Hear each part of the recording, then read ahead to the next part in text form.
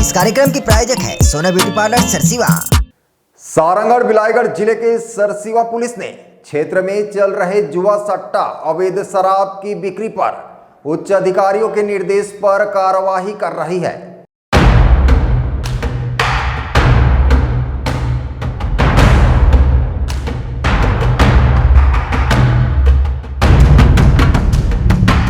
इस कड़ी में थाना सरसीवा क्षेत्र के ग्राम कोसम कुंडा में एक महिला के खिलाफ आबकारी अधिनियम 34(2) के तहत मामला दर्ज किया है। जानकारी के मुताबिक कोसम कुंडा निवासी महेश्वरी लहरे अवैध रूप से महुआ शराब की बिक्री कर रही थी। पुलिस ने मौके पर छापा मारकर उसके पास से 9 लीटर कच्ची महुआ शराब जब्त की है। महिला को गिरफ्तार कर रिमांड पर भेज दिया गया है। ग्राम कोसम कुंडा का मामला है।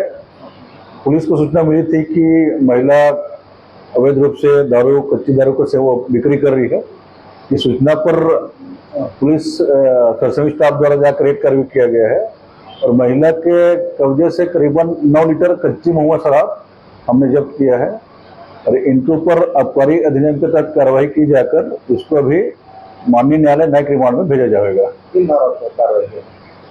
34(2) आबकारी अधिनियम के तहत इसमें कार्रवाई होगी। Bureau report ACN 24।